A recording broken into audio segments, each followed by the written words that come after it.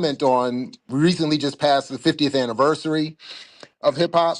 And there's a lot of contradictions that have been coming up, including so like KRS-One sides with Eric Adams, Chuck D sides with Anthony Blinken, 50 Cent is siding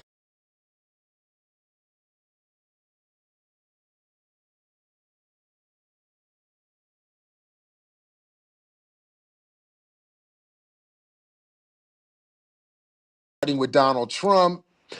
We have the passing of Africa Bambaataa, and the communities that have produced hip hop, the black and brown communities that produced hip hop, are materially no better off today than 50 years ago. So I thought I would ask you to reflect on any of that and answer the question. How should today's youth interpret the politics of pop culture?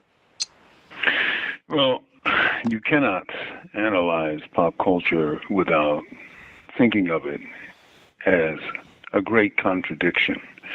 And that's because for many years, black people used culture to communicate beyond the gates of the American prison system. And I use that term the way Malcolm used it when he was speaking before his audiences.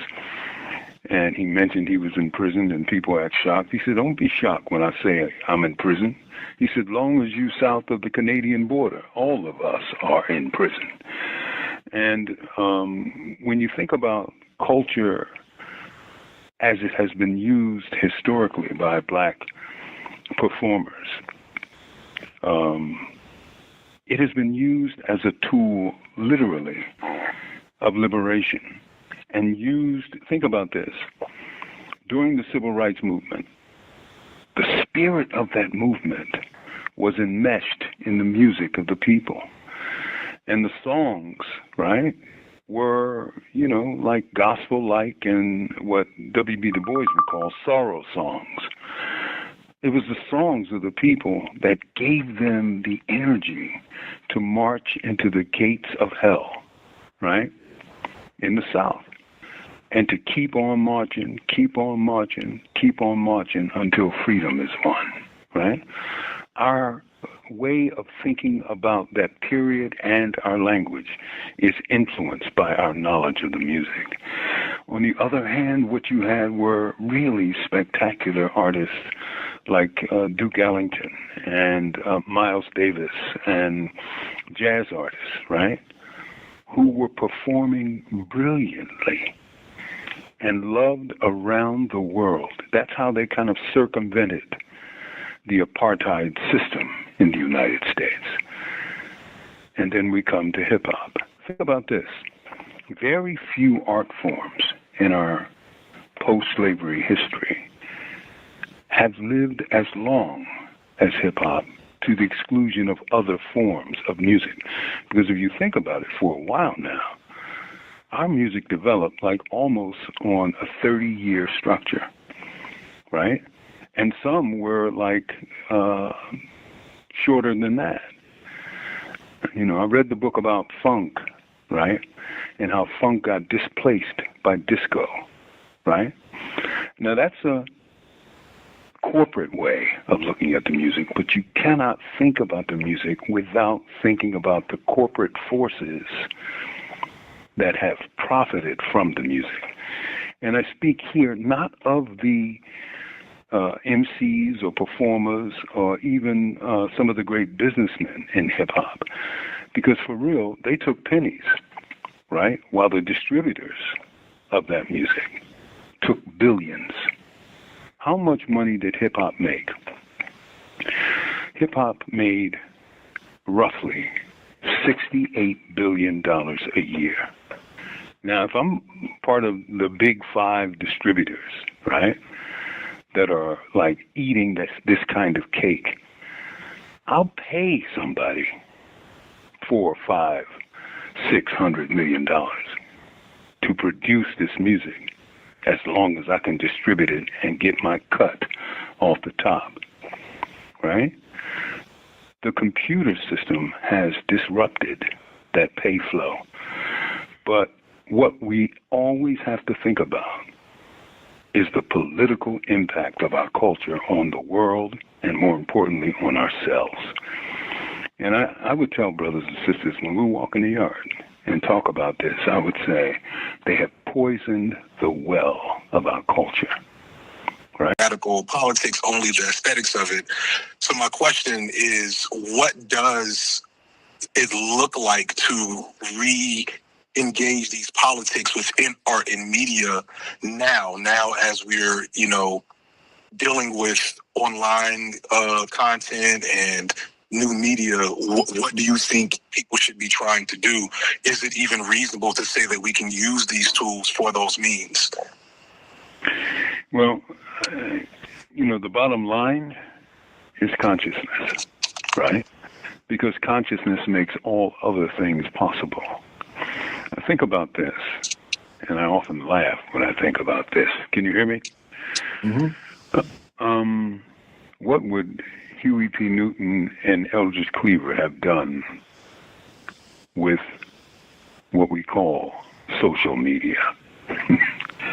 They would have blown it up. They would have used it as a tool of building revolutionary struggle, right? And when I talk to young people and I explain to them what a mimeograph machine, the Huey Newton Reader, and what the Huey Newton Reader really is a compilation of several of his books, Revolutionary Suicide, To Die for the People, and some of the articles that were published in the Black Panther Party's newspaper, The Black Panther. Huey was a brilliant dude, man. He, and I felt that when I was 15 years old, But to reread him these years later, I am always blown away by his writing, his thinking, and how he looked at the world. Everyone has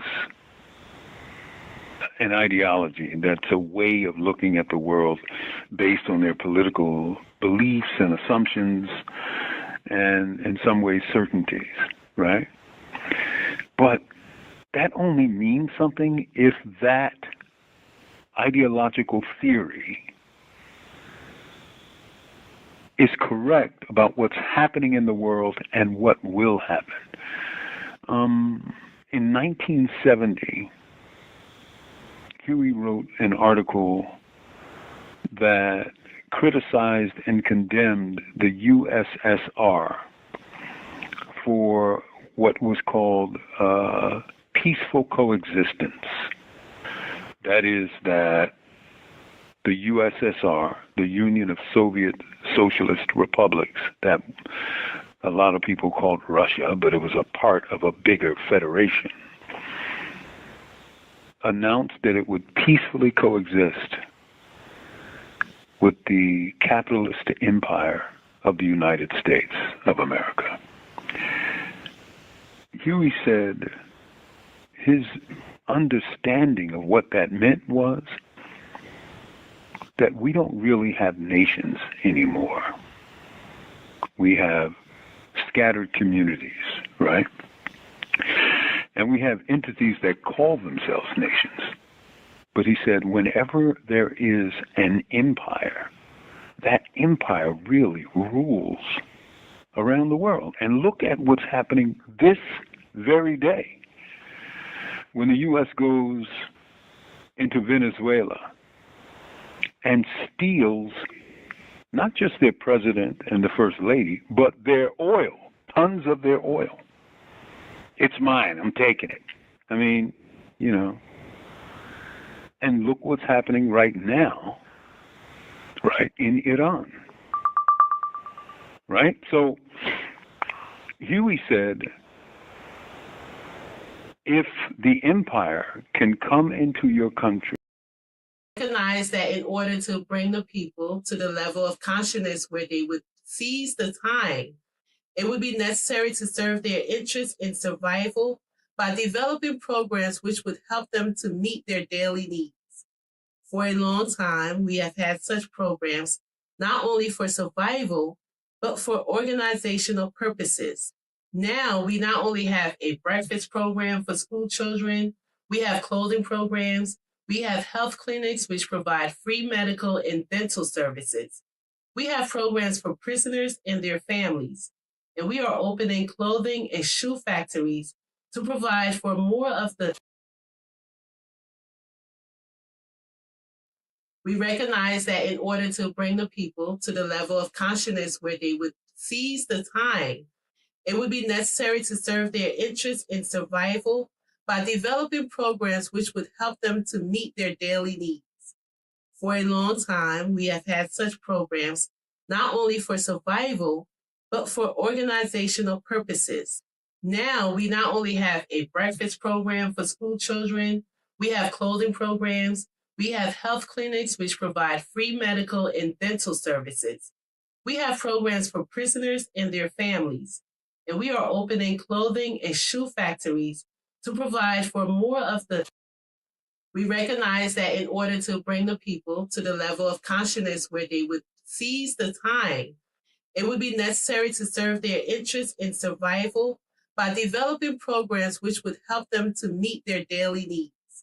For a long time, we have had such programs not only for survival, but for organizational purposes. Now, we not only have a breakfast program for school children, we have clothing programs, we have health clinics which provide free medical and dental services. We have programs for prisoners and their families, and we are opening clothing and shoe factories to provide for more of the.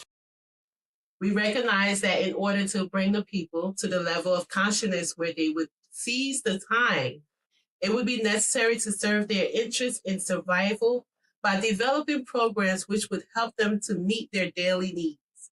For a long time, we have had such programs not only for survival, but for organizational purposes. Now, we not only have a breakfast program for school children, we have clothing programs, we have health clinics which provide free medical and dental services. We have programs for prisoners and their families, and we are opening clothing and shoe factories to provide for more of the. We recognize that in order to bring the people to the level of consciousness where they would seize the time, it would be necessary to serve their interests in survival by developing programs which would help them to meet their daily needs. For a long time, we have had such programs not only for survival, but for organizational purposes. Now, we not only have a breakfast program for school children, we have clothing programs, we have health clinics which provide free medical and dental services. We have programs for prisoners and their families, and we are opening clothing and shoe factories to provide for more of the. We recognize that in order to bring the people to the level of consciousness where they would seize the time, it would be necessary to serve their interests in survival by developing programs which would help them to meet their daily needs. For a long time, we have had such programs not only for survival, but for organizational purposes. Now, we not only have a breakfast program for school children, we have clothing programs, we have health clinics which provide free medical and dental services. We have programs for prisoners and their families, and we are opening clothing and shoe factories to provide for more of the. We recognize that in order to bring the people to the level of consciousness where they would seize the time, it would be necessary to serve their interests in survival by developing programs which would help them to meet their daily needs. For a long time, we have had such programs not only for survival, but for organizational purposes. Now, we not only have a breakfast program for school children, we have clothing programs, we have health clinics which provide free medical and dental services. We have programs for prisoners and their families, and we are opening clothing and shoe factories to provide for more of the.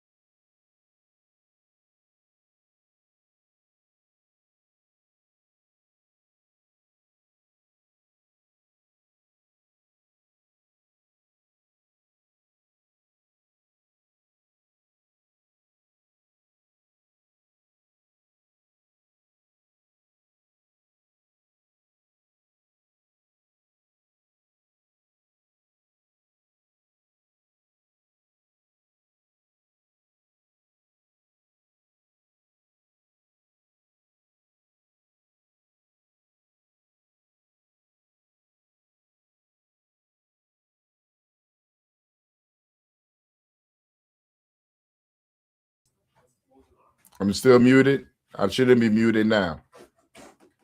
I shouldn't be muted. I should be good. I shouldn't be muted.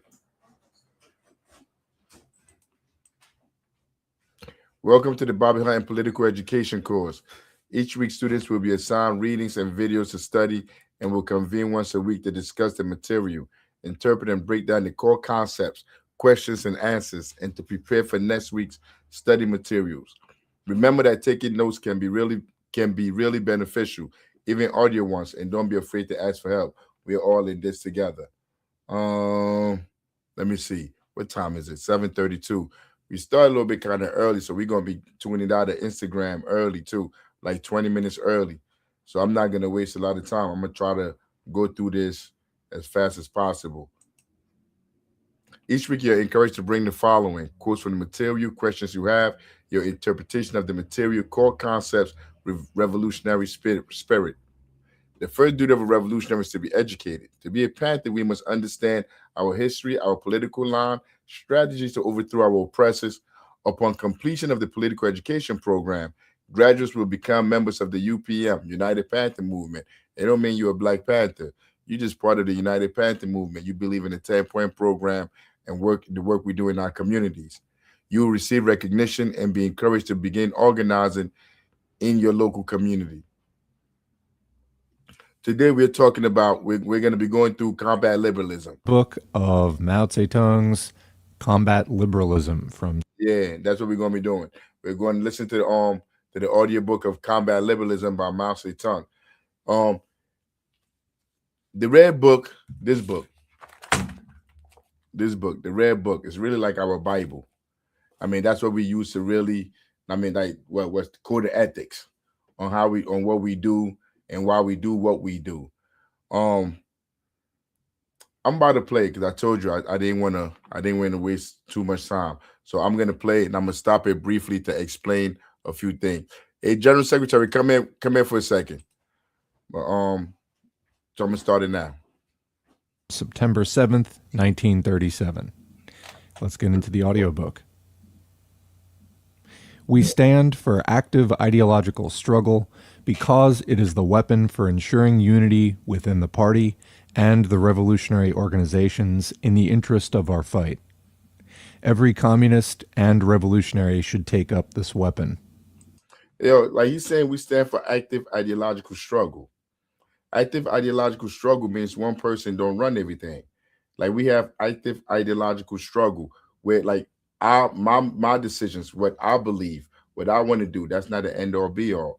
If we're in the organization together, everybody's heard. Everybody's heard, then that's a group, the whole organization decides which path we move. But it's all based off evidence, data. It's not our opinion. We're not just gonna move because you feel some type of way. It's not about how you feel or how any one of us feel. We make the decisions for what's best for the party in general. So he's saying we believe in active ideological struggle. In some spaces where you go to, don't nobody want to hear what you got to say. They don't care what you think. They just want you to follow orders or do what they want you to do. That's not how we move. We believe in active ideological struggle. But liberalism rejects ideological struggle and stands for unprincipled peace, thus giving rise to a decadent Philistine attitude and bringing about political degeneration in certain units and individuals in the party and the revolutionary organizations. Liberalism manifests itself in various ways. To let things slide for the sake of peace and friendship when a person has clearly gone wrong, and refrain from principled argument because he is an old acquaintance, a fellow townsman, a schoolmate, a close friend, a loved one, an old colleague, or old subordinate, or to touch on the matter lightly instead of going into it thoroughly so as to keep on good terms. The result is that both the organization and the individual are harmed. This is one type of liberalism. To indulge in irresponsible criticism in private instead of actively putting forward one's suggestions to the organization. To say nothing to people to their faces, but to gossip behind their backs, or to say nothing at a meeting, but to gossip afterwards. To show no regard at all for the principles of collective life, but to follow one's own inclination. This is a second type. All right, so look, so he started off by talking about liberalism. Most of us, as we grew up, like, you only know about two sides. You know about the conservative and you know about the left. And so most of us that think that we're on the right path, that are against the conservative side, against the Republican side, we find ourselves on the left. And we think that's where we should be at. And our ideology is from the left. But most of the time, when you start to study, when you become aware of the ideas and the philosophies that you hold, you find out that you're a liberal. A liberal, basically, you just go along for it to keep the peace. And he's saying, Mao is saying, you as an organization, you can't move like that. You can't just go along to keep the peace, because it will break everything apart. Everybody has to be sincere. You have to be sincere in what we're doing. And the first one he said was, what was it? What was the first one he said? To let things slide because you know somebody. Like, we're in an organization together, and then somebody do wrong, and because you know them, because they're a friend, because you're cool with them, because they're your family member. Remember, we're all in an organization, and the organization is supposed to be bigger than the individual. But because you know this person, because you're cool, like, you let that slide or you don't say nothing. Like, that's liberalism. I mean, that's not what we do. That's not what Marxists do. We are not liberals. We combat liberalism. So, like, if somebody do wrong, it doesn't matter if it's your sister, it's your wife, it's your brother. You bring it to the whole organization. This is what they did. I mean, and then we try to redress that. It's not like somebody do something wrong and you just kick them out. Be like, nah, we try to fix that. And that person got to accept that they did wrong. If they don't accept it, they don't want to change their behavior, then we have to push them out. I mean, because we are not liberals. And the second part is, like, when you at a meeting, let's say we have a meeting and we all talking at the meeting, we decide to do something at the meeting. We're like, this is what we're going to do. And then once the meeting is over, people from the meeting calling each other to have private conversation. Like, they stupid as hell. Like, you heard what he said. No, you're supposed to say that then. If somebody says something crazy, something stupid, you're supposed to bring it up right then and there. This is not how we move.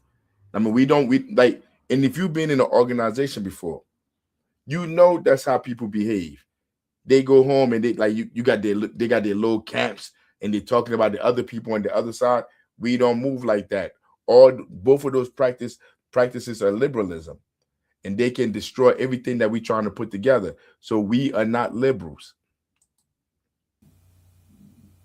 To let things drift if they do not affect one personally.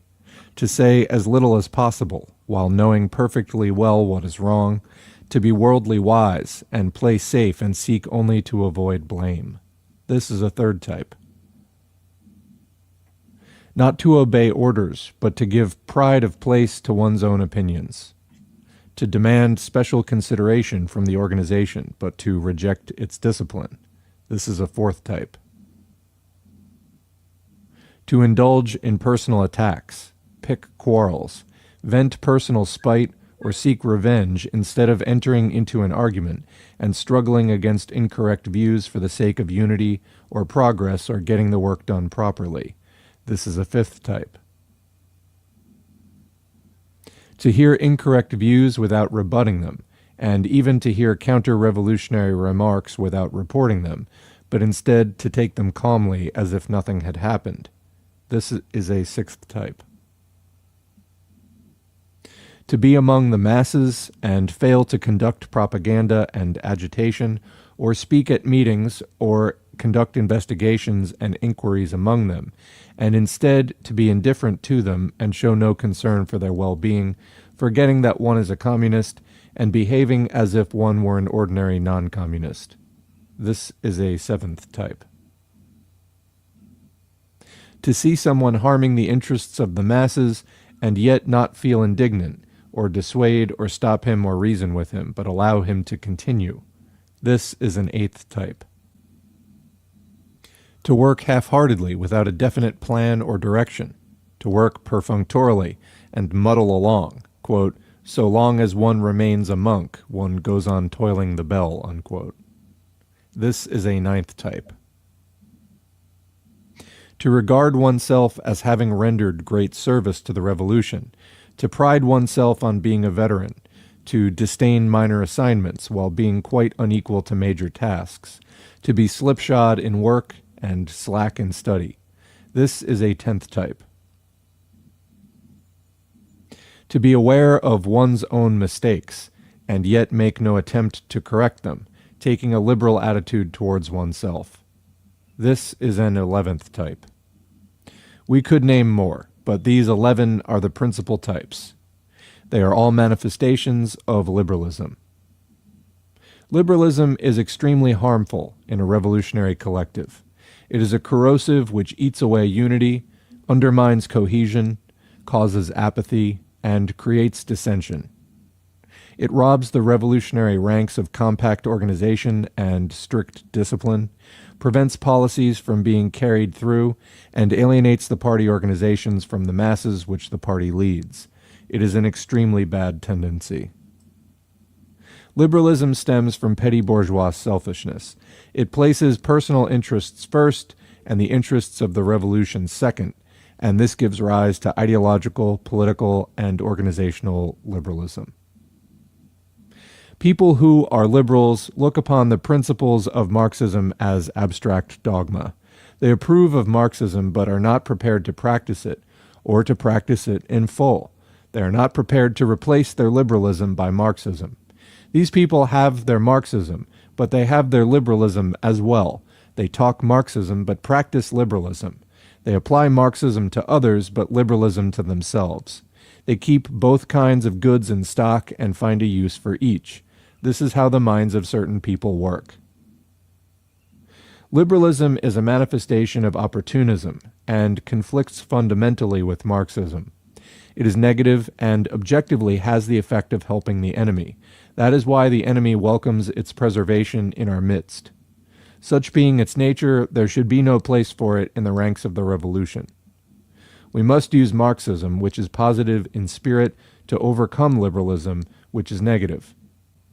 A communist should have largeness of mind, and he should be staunch and active, looking upon the interests of the revolution as his very life, and subordinating his personal interests to those of the revolution. Always and everywhere he should adhere to principle and wage a tireless struggle against all incorrect ideas and actions, so as to consolidate the collective life of the party and strengthen the ties between the party and the masses. He should be more concerned about the party and the masses than about any private person, and more concerned about others than about himself. Only thus can he be considered a communist. All loyal, honest, active, and upright communists must unite to oppose the liberal tendencies shown by certain people among us and set them on the right path. This is one of the tasks on our ideological front. And that's the end of the audiobook. So a few comments from me before. Yeah, usually I don't play the comments from him, but I'm gonna play them today. But that's what combating liberalism is. Like those are the I know it's really hard for people to really wrap their mind around it. Like, because most of us really grew up as liberals. Like, you know what? Let me play this. Let me not jump the gun. Closing. This was, of course, again, 1937, which was the beginning of the Second War between China and Japan, which would run until 1945, when, of course, Japan would be defeated in World War II. I haven't done too many Mao audiobooks up to this. But what was he talking about? Yo, when Mao wrote this, they were not fighting only against Western countries. Because remember, the reason why we listen to Mao, the reason why revolutionaries in the past listening to people like Mao is because they defeated imperialism. You wouldn't listen to people that didn't defeat your enemy. You listen to the people that defeated them. They defeated imperialism. And this is the manuscript. The red book is like the manuscript on how you do so, like the code of ethics. And he's telling you, like, yo, you don't defeat them by being liberals. You got to go further than that. You got to go further to the left than that. You have to become a Marxist. And he's telling you what Marxists believe and what they don't believe. And we just went through all of it, all 11. And they're telling you what you don't do. I mean, this is what liberals do. So if you grew up your whole life saying to yourself like I'm a liberal, I'm on the left, and that's okay because I get along with everybody, I make a way to get along with everybody, and you have no philosophies that you hold on to. You don't believe in any philosophy. You have no ideology. All you want to do is just get along with everybody. Yo, you're not gonna defeat these people like that. You're not gonna defeat imperialism. Yo, you got to draw a line. You got to draw a line, and you got to have a code of ethics that adheres to that line that you've drawn. And that's what this is all about. And he's about to say, in the world that we live in now, your liberalism is like air. We are all liberals. We've been all socialized to be liberals. Even when you was going to school, when the first day in school, they teach you how to be nice to everybody else. If somebody got a bug in their face, you're not supposed to say they got a bug in their face. If the teacher saying wrong, you're not supposed to say nothing. You just sit there like you don't see it. And we grew up going to school learning how to behave like this, how to sit down, how to listen to somebody in the front, no question. You don't question authority. Like, no. The first one, what is the first one? He said, as communists, we believe in ideological struggle. Like, you're not just sitting there being dictated to. Let me play the audio. Point, I think that the only other one I have on the channel right now is a file titled On Production by the Army for Its Own Support. And if you check out that work, either the audio or just go read it, that will give you a sense of what life under Mao's forces was like. They were running revolutionary military communes, basically, in which they were combining agricultural production, military production, all with, the discipline and the rigor and tightness that was required for, both sustaining production on a good level to ensure a good quality of life, but also to repel an active invasion by a fascist aggressor, Japan, who was invading the north of China. And Mao talks about that in that work. So that is the context from which Mao is writing. Important to understand. They were actually, doing revolutionary armed communes and, living on the front lines there while fighting an actual war against fascists. And then they were also fighting a war against the nationalists as well. There was a lot of aggression going on. These were communists who were really putting everything on the line. As such, they really couldn't afford, there had to be a lot of discipline, a lot of militancy. So not only were they fighting Japanese, he's saying they were fighting the nationalists. They were fighting the other half of China. They were fighting the Uncle Tom Chinaman that what's his name talked about, that Malcolm X talked about. They were fighting them because these people were the ones that were being sponsored, that were being given money from the Western nations to be able to rule over the rest of China. So Mao wasn't only fighting the Japanese, they had to fight other Chinese people as well. And he's saying they had to live by these ideology, philosophy. They had to live by this. I mean, he's going to go on to say that you can't really expect people to live by that today, go ahead, etc. China also is quite different from the West in terms of it's a much more collectivist culture. It's a very old civilization. I mean, China has been around for thousands of years. It has heavily influenced the culture of... Right here, he's saying like the Chinese culture is different. I mean, because the Chinese culture is different, it's been influenced, it's been around for thousands of years. So the people there are more susceptible to following these philosophies. I disagree. That's why you build institutions. Institutions is what by and large control how people think. That's why you build institutions. None of this happens overnight. It didn't take overnight for us to get where we at. It did not take overnight. This didn't start 5-10 years ago. It didn't start during Obama. Our conditions, where we are at today, started decades ago, generations ago. So if you're thinking like you're going to defeat these people overnight, you're jerking wreck. You're wasting your time. Go ahead about yourself, about your life. You're not going to defeat them.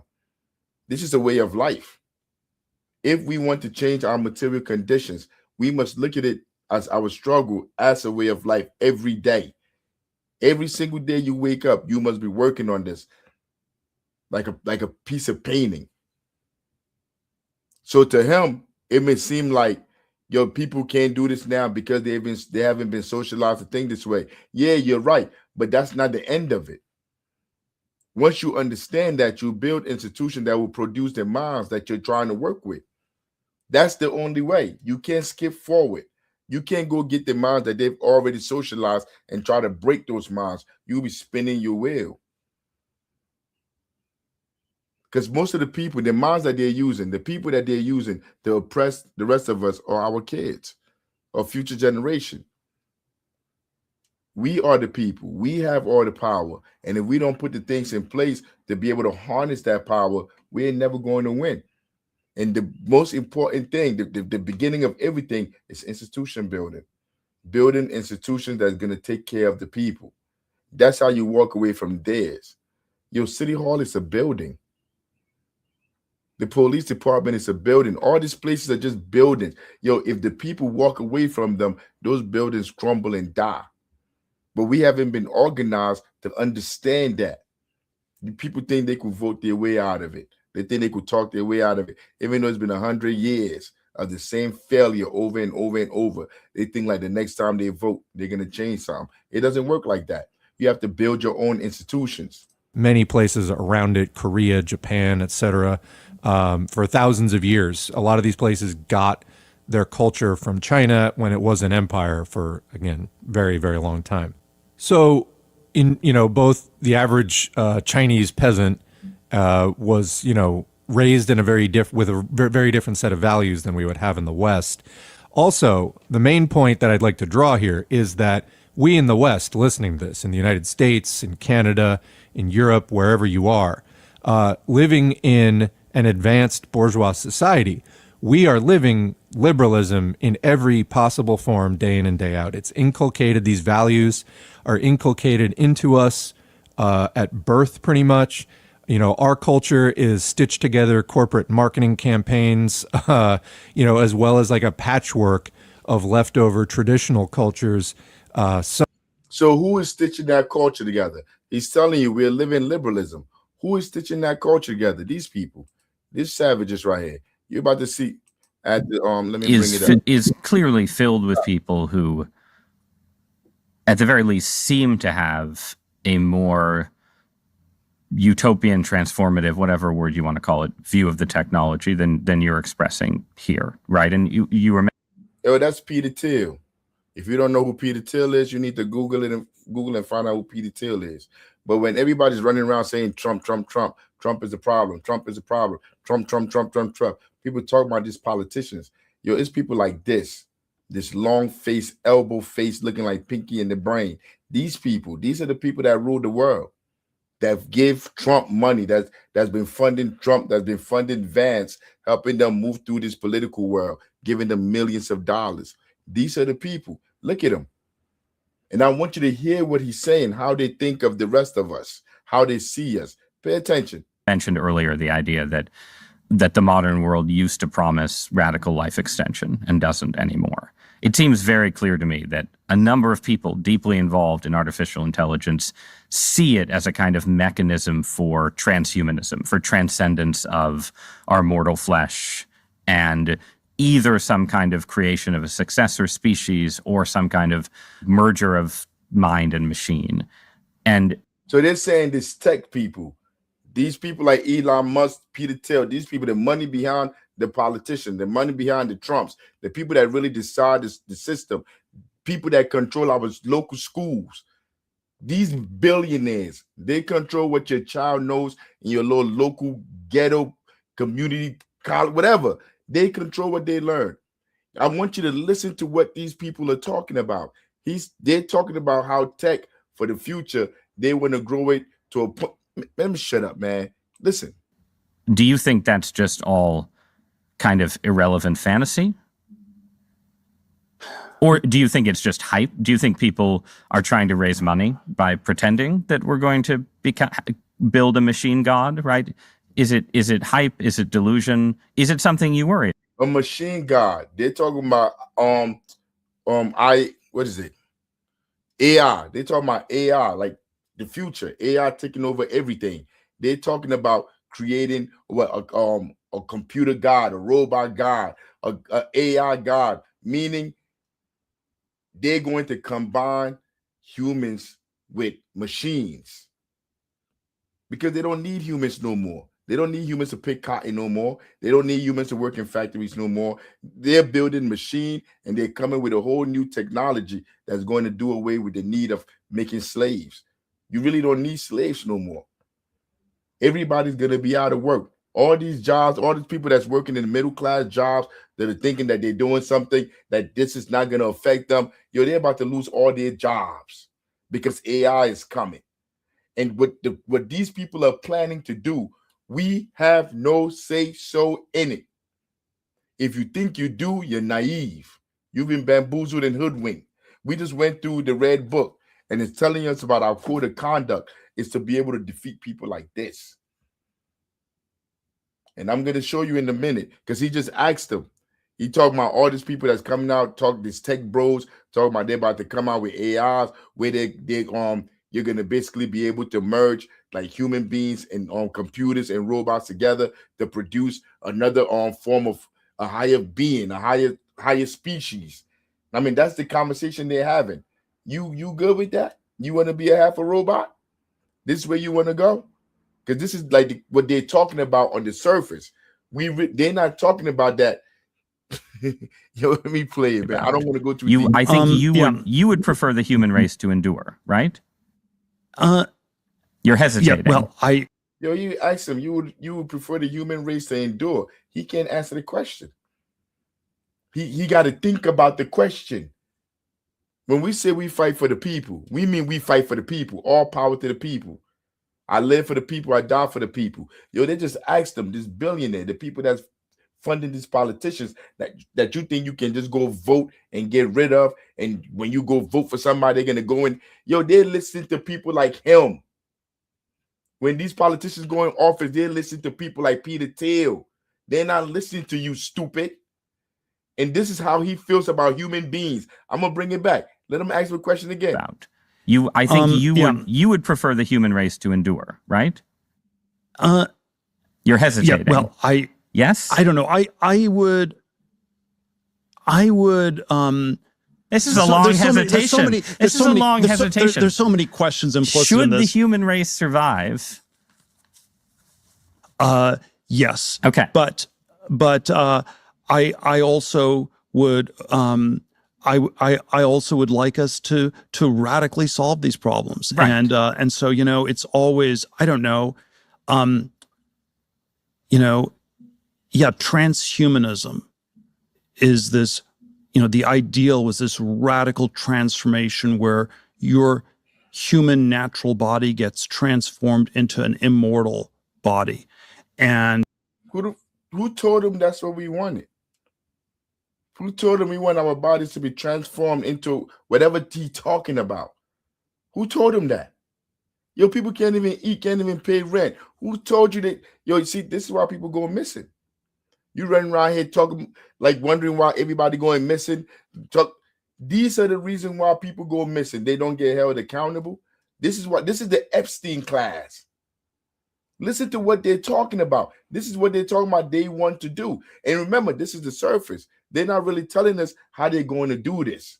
I believe he's going to say how they want to be able to run this experiments and go beyond what is usually allowed. He's going to go into all of that. What role do you think we play in that? There's a critique of, let's say, the trans people in a sexual context, or I don't know, transvestite is someone who changes their clothes and cross dresses, and a transsexual is someone where you change your, penis into a vagina, and we can then debate how well those surgeries work. But we want more transformation than that. The critique is not that it's weird and unnatural. It's so pathetically little. And okay, we want more than cross-dressing or changing your sex organs. We want you to be able to change your heart and change your mind and change your whole body. And then this is the eugenics savages. Change your heart. You think you're gonna be able to afford that surgery for you to change your heart, for you to live longer? They're gonna harvest our hearts. They're gonna harvest us as if they're not doing it already. So they can try to live longer, find the fountain of youth. That's what they're doing with their money. That's what they're doing with all the money they're stealing from us, trying to find out how they can live longer so they can enjoy more of this planet while we out here suffering. These are the people that you are at war with. They're not trying to negotiate. These are the people that are bombing Iran, bombing Afghanistan, bombing Gaza, bombing Africa, bombing the Sudan. These are the people right here, bombing Nigeria. These are the people. It ain't no Trump. Trump ain't what Trump is listening to dumb. Because we sit here and we be like, yo, how stupid is it for him to try to go over there and go take over Iran? It's impossible. You can't go over there and take over the terrain. We talking about this. We talking about the Hormuz Strait. They don't give a damn about gas prices. To them, it makes logical sense for them to go over there and bomb those people and take over their land and harvest their hearts and try to do their experiments. It makes sense to them. And you're sitting here you're out there walking in the streets thinking you're about to go out there and scream, whose streets is this? And that's going to change things. That's not how none of this works. You got to organize. And the foundation, the beginning of organizing, it starts with building institutions. Because if you don't have institutions, you have nothing. You have absolutely nothing. I mean, where's the Mayday thing at? I don't see the Mayday thing up here.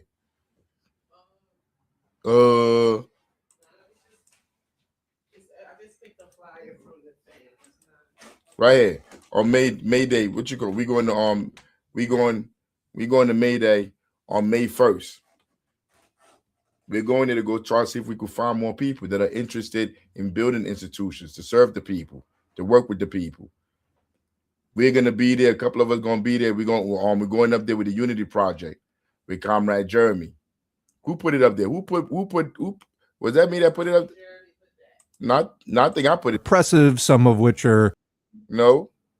Was that Jeremy that put it? There you go again. Who put it up there? Jeremy? You?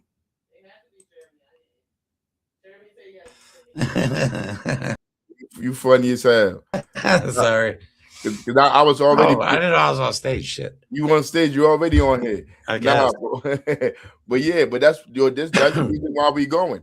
We're going to go cast a wide net to try to bring people in. And let me see if I can find this video on Mumia. Let me see. The Huey Newton Reader. And he's talking about Huey Newton.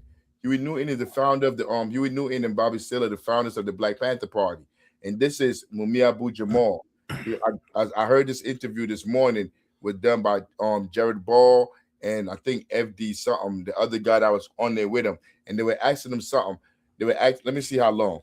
Google how long Mumia has been in prison. I mean, but they were speaking of Mumia and they were asking him a few questions. And Mumia has been in prison for decades. He was a Black Panther. He was a journalist. He used to write about what was going on in the community. Everything that we're doing now. Now that I'm on YouTube, I'm trying to reach people, trying to speak to people to let them understand what we're dealing with, how these people see us, what we need to do to defeat these people. That's what he was doing back then. I mean, he got the police shot him up, convicted him of trying to kill a police officer, I believe, and he's been locked up for decades now. 44 years. That's crazy. 44 years he's been locked up. Why do you have over 44 years? And they were talking to him just now, and they were asking him questions. And they asked him, I don't remember what he asked him. Let me bring it back. I don't remember what he asked him. I really care about the answer that he gave. I'm about to play it right now. The Huey Newton Reader. And what the Huey Newton Reader really is a compilation of several of his books, Revolutionary Suicide, To Die for the People. All right, so I basically understand. He asked him what books should we read? Where should people focus their attention at if they want to change the conditions? And he's telling them, like, right now, and I'm reading the Huey P. Newton Reader. I mean, so like he's going through like what's inside the Huey P. Newton Reader.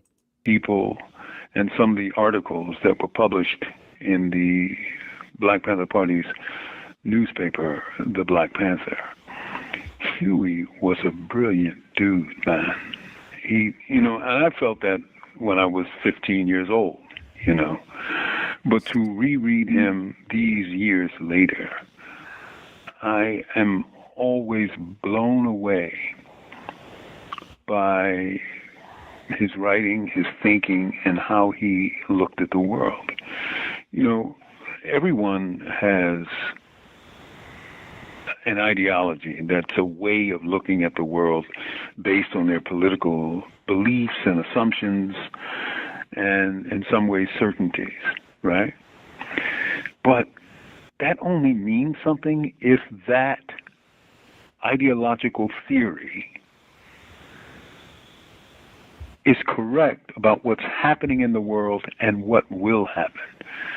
In 1970, Huey wrote an article that criticized and condemned the USSR for what was called peaceful coexistence. That is that the USSR, the Union of Soviet Socialist Republics, that a lot of people called Russia, but it was a part of a bigger federation, announced that it would peacefully coexist with the capitalist empire of the United States of America. Huey said his understanding of what that meant was that we don't really have nations anymore. We have scattered communities, right? And we have entities that call themselves nations. But he said, whenever there is an empire, that empire really rules around the world. And look at what's happening this very day. When the U.S. goes into Venezuela and steals not just their president and the first lady, but their oil, tons of their oil. It's mine, I'm taking it. I mean, you know. And look what's happening right now, right, in Iran. Right? So Huey said, if the empire can come into your country and take capital out, then you don't have a country, right? You can talk all you want, and you can say this is a socialist country and we believe so and so and so. But what the capitalist cares about is capital, period. And he looked at like a Beatles concert, right, in Moscow. And he saw all of these young Muscovites, young Russians, going to concerts, and they were wearing blue jeans, right? And they were singing Beatles songs, and they were drinking Coca-Cola, and there were ads for Coca-Cola in the country. And he called that, that was his ideology was intercommunalism. Intercommunalism. Intercommunalism. Intercommunalism, because there are no more nation states. These nations are controlled by people like Peter Thiel, by Sheldon Adelson, by his wife, by all these people that we don't even know about. They're millionaires out there. We know a couple. We know Elon Musk. We know Bill Gates. We know all these people. But there are people behind the curtain that we don't know. The people that Trump is really scared of. The people that really have the Epstein files. The people that know what's going on. Yeah, the people that control the cameras. Right. That have the cameras that got it in their homes. Yo, these rich people have these videos. It's like snuff films to them. And they watch these videos. I believe it with all my heart. They have these videos. They have all these things. And that's why they can blackmail these politicians to do whatever. Because they have created a system and a network to be able to control these people. Because they've been working on this for decades, for centuries. We just waking up 2, 3, 4, 5 years ago. And then we come to this, and you think you're going to defeat these people overnight when they've been building this for centuries. If Karl Marx said the history of the world is that of class struggle, the history of the world, that means going all the way back to the beginning of the world. It's always been class struggle. Whether you want to go to Europe, you want to go to Africa, you want to go to Asia, wherever you want to go, the history of the world is class struggle. Those who have power dominate those that don't. And they found ways to keep that domination going for generations. That's the history of the world. And if you understand that, if you come to the consciousness, when you know, like, yo, this is the enemy I'm going against. How do you defeat that enemy? Marching, throwing dildos at them. You think that's how you, yeah. You think that's how you defeat these people? Or do you build institutions? Do you build networks that can be able to take care of you when they come after you? Because they're gonna come after you. There's nowhere in hell you're going to fight these people back and they're not gonna come after you. They have to get rid of you because you are stopping them from eating. You stopping their money flow. If we start to organize, we come together, we start to build economic centers, we start to put these institutions up, they are coming. There's no way to duck from that, to hide from that. So what you do now is prepare yourself like Iran did. Set up your missiles. Know how you're going to be able to fight back. You know what? You could bomb me all you want. You could drop a nuclear bomb. You're going to need like 5 of them to kill all of us. You could drop nuclear bombs, but we're going to put these missiles and we're going to choke you with the Hormuz Strait. We're going to choke you economically. We're gonna torpedo Trump's presidency. Whoever comes after us, we're gonna torpedo their presidency. That's how you get these people scared. Because now people are doing things that makes absolutely no sense. And everybody's watching like, why are they doing this? Because it makes no sense to you. You don't understand these people want to steal your heart.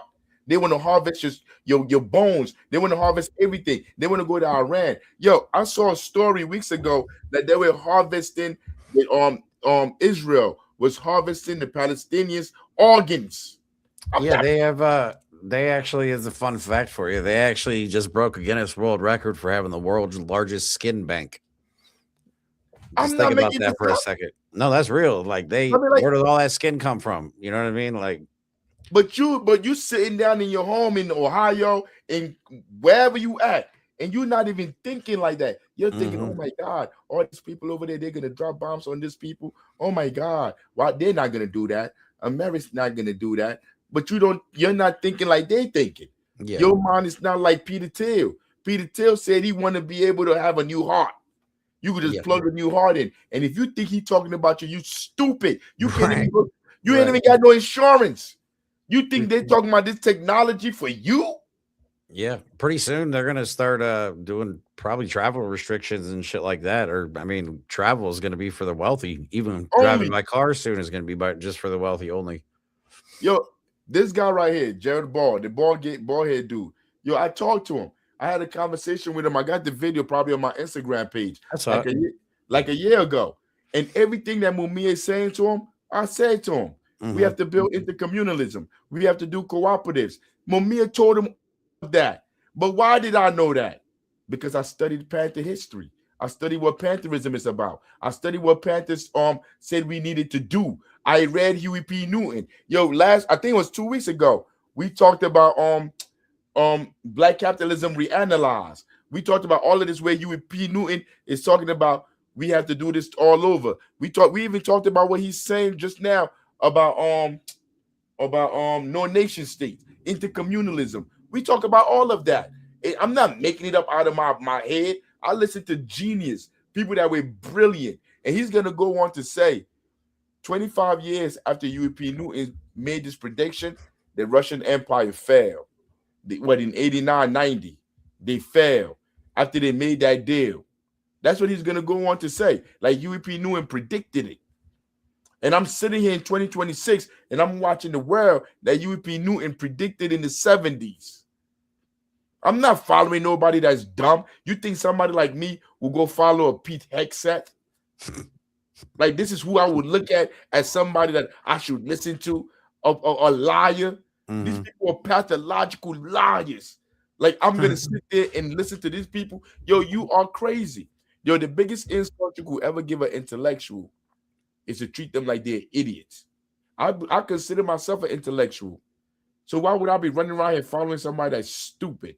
Yo, I work for the mayor of Newark, New Jersey.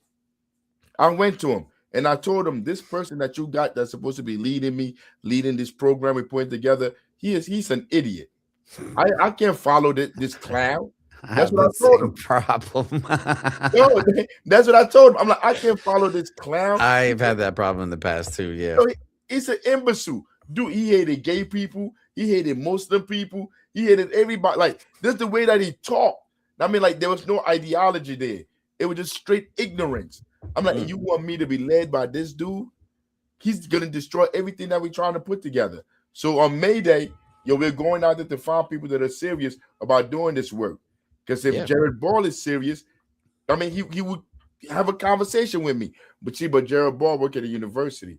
He's too smart for somebody like me. I mean, because there's a class thing to all of this. He's too smart to live. When I spoke to him, he was trying to find ways to poke into what I was saying. Like, and he was starting to say, like, cooperatives won't work. He's saying cooperatives won't work because the cooperatives are still under the government. Like, they come up with all this different goofy stuff to say. But his solution is coming up with a third party called the after party to go run in the rigged elections held by imperialists. That's the idea that he has. They would never let it happen. I mean, like that. But if you could go run, so like, let's say you go run and you win, what you gonna do? Like, you got all these people around you that are against you. You got all, like, in the council. Let's say you run for city council. It's 9 people in the city council. You one person in the city council. They will get rid of you before you even blink. After a while, they're gonna say you touch somebody, you touch some kids. They're gonna say something and get rid of you and put somebody else in there. Those other 8 people will come together to push you out. Because it's a machine. The machine is meant to function the way how they built it to function. It wasn't function to give you rights. And if you believe that, you're naive. I get a lot of pushback for saying that this whole system just needs to fucking collapse. Excuse my language, but needs to collapse. And we need to build something better. I mean, we keep putting Band-Aids on, it's like getting your leg cut off. I keep saying this, it's like cutting your leg off, and then I'm running up with a Band-Aid, like that's going to fix it. You know what I mean? No, seriously. Like, if your bone is broken. And right, like, your bone. So, like, right now, people are here's some Tylenol. Motrin. Right, Motrin, yeah. Like, right now, in Newark, New Jersey, it's a school board election. It was yesterday. Then they're going to have the council elections. And everybody is saying, like, how come people are not participating? They're saying, like, let's get the children to vote. You got to go out and reach the people more. You got to do this, do that. It's simple. I forgot what it's called. The most easiest explanation is the answer. I mean, I forgot what that's called. It's called something. No, it's not Murphy's Law. It's something else. But be that as it may, they're not doing nothing. No matter how many people vote, nothing changes in their lives. If voting worked, if voting actually changed people's lives, people will be lining up to vote. But for year after year, decade after decade, people are lining up going to vote, put people in office. Nobody's going no more. Hey, Jeremy, I'm going to let you guess. In Newark, New Jersey, it's 350,000 people. Is Newark that big for real? Yes, it is. Damn. Safely, it's 350,000 people, right? That's what I said. 350,000. Yo, what percent of that 350,000 do you think came out and voted in the elections? No idea. Give me a number. Throw a number out there. 30%. 30%. That's what you said, right? I'm gonna give you another one. I'm gonna give you 3 clues. You say 30. Give me another one. What do you mean give you another one? Give me another number. Is it higher or lower? Give me another number. Is it higher than 30 or lower? I'm not telling you nothing. Give me another number. Come on. All right, let's go with 40. 40% is lower than both of them. So give me another number. 20? 20%. You're 2.9% of people ain't voted. Because people don't believe in this shit no more, Jeremy. Well, when nothing gets better, I don't blame. Like, I feel the same way at this point. Like, I bought into this shit, and now I'm just seeing that it's just like nothing gets better. If anything, it just gets worse. But it's like, you just said, like, you broke your leg, your knee, your leg, your bone is broken. And these people keep putting bandages, keep telling us all this goofy stuff. But the people are telling you, 2.9% is telling you there's something wrong there. That means the government has a what is it called? What the fuck? Like, when the people don't believe in it at all. No, oh my God, you be bugging, yo. Like, no confidence. No confidence. That's it. Yeah. Your 2.9 is a no confidence vote in a city with 350,000 people. Wow. The schools are the worst in the state. if not the worst, maybe in the top 3, top 5. Worst, because I go with Trenton, I go with Camden. Maybe their numbers is worse. I go with Atlantic City. Maybe they may say their numbers is worse. But Newark, New Jersey is always at the bottom. And so you have to be telling me 97% of the parents in Newark don't care about their children's education. So that's what you got to tell me. It's either is that or they have no confidence in the system. So like, now you cannot tell me these parents that take their kids to school every morning, all these people that take these kids to these schools, and I see them because I be in traffic with them every day. You're telling me these people don't care about their children's education? You're telling me 97% of the black people in Newark, the Spanish people in Newark, all these people don't care about their children's education? I don't believe that. I'd rather believe that the system is not serving them and they say, damn the system. I mean, like, it doesn't matter what we do. That makes more sense to me. I mean, go ahead. I was going to say, at some point, we're going to have to build a new system. Like, I feel like people were just holding on to this. Get scared.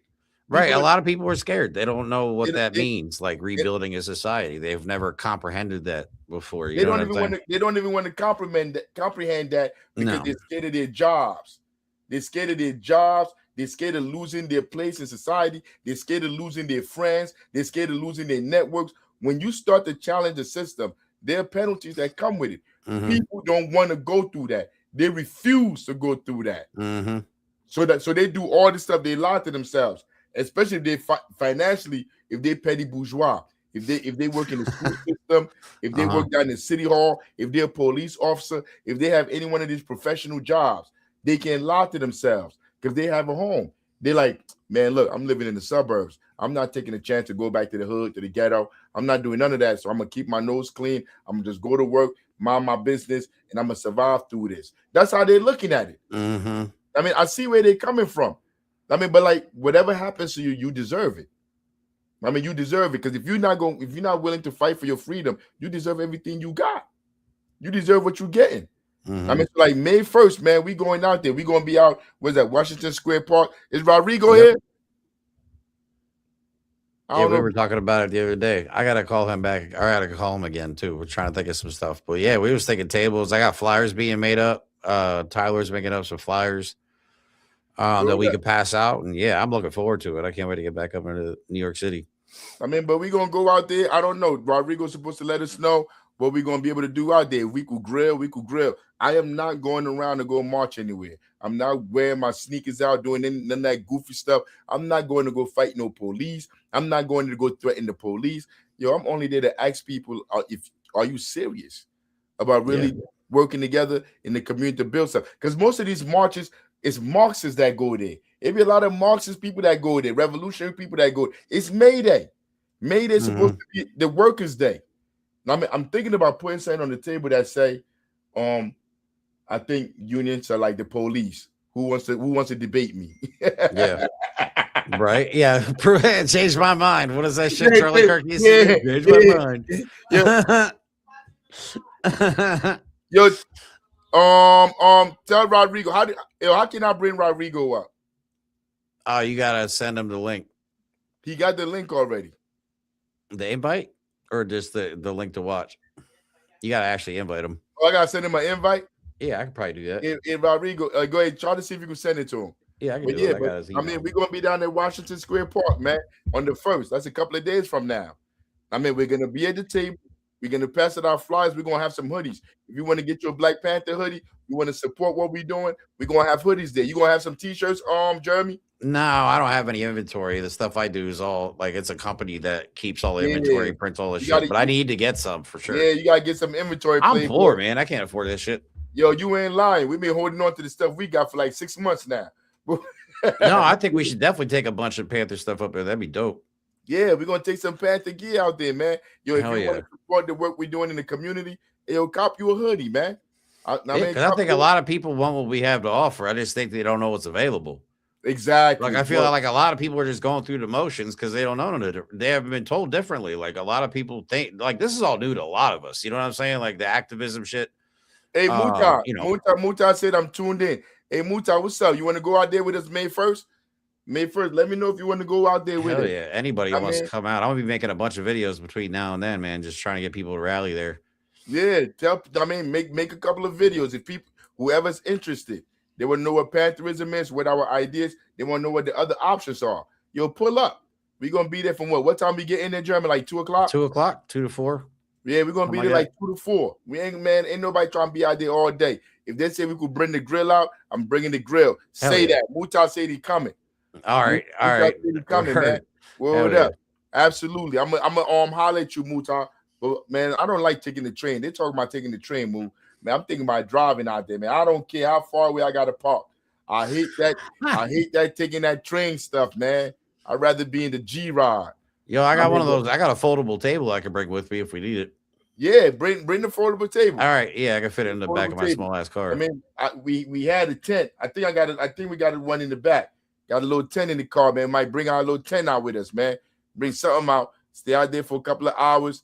Motherfucker, drink. I don't know. Yeah. Whatever we could do out there. Chill for a little bit, and then we out. Because our duty is to go out and try to find people that are interested. I mean, so like we're not going out there to go beg these people to give us better wages. Man, anybody got time for none of that? Yo, yeah. I think unions are whores. Like keeping it a buck with you. I think like the revolution cannot come from workers. I think workers are whores. You pay a worker by definition, you can buy them off. I mean, you get them a promotion, they're gonna shut up. I mean, the revolution is not gonna come from the workers. I think that's outdated. Keeping it a buck with you. The only way we could do it is as people, not as workers. I don't know, man. There's been 40 there's been up to I think 40 warehouse fires now. I mean, some of these workers are pissed. Yeah, but but that's like some of them. But like I'm saying, like those workers that are doing that, we need them in the revolution. It's gonna hurt more people soon, man, because shit's gonna get bad. People don't even realize it. I mean, we don't need these workers doing reactionary shit, and then now you're not here to help out. No, I agree with that. Yeah, that's why. I agree with that completely. I mean, but these unions, man, I'm telling you, they go out there and they fight for their cause. Like the teachers fight for their cause, the car people fight theirs, the electric people, the train people. Yo, a lot of people out of work. 90% of the people that live in America not in unions. They're not in unions. So those people they've been trying to get rid of them. Yeah, they're not being organized. Elon Musk and them, they're anti-union. Exactly. They hate unions. We need them people, man. We need more people to come together. But we've been on here longer than we're supposed to, man. I'm about to end it right here. That's like what? What time we came on? 7:30? It's just an hour. Yeah, you've been out. Yeah. Looks like it's been live for longer than that, but yeah, you just been talking for an hour. But and when you coming out to Newark, Jeremy? I'll be there the 29th in the afternoon. Hopefully I'll be there to help pick the kids up from school. Say no more. So the 29th, you're going to be here, and then we're going out there May Day. May Day is Friday, right? Yep. So I'll be there Wednesday, and then help Thursday with the kids, and then in the morning, I don't know whatever time we're leaving. I don't know how long it takes to get from Newark to New York. Where's that in Manhattan, Patience? About an hour and a half, 2 hours at most. That's not bad. Depending. So like we'll shoot straight out there, man. I'd rather drive. I hate taking public transportation. I like the train. Shit. We don't have trains out here though. That's not every time. That's okay. I'll drive. I don't care. Yeah, I hate the waiting part. Well, yeah, that's I hate the waiting. Like, the last time we went to New York, we had to take public transportation. Like, I got to sit on the floor and wait like an hour, 2 hours for the damn train to come. Like, I'm not off that.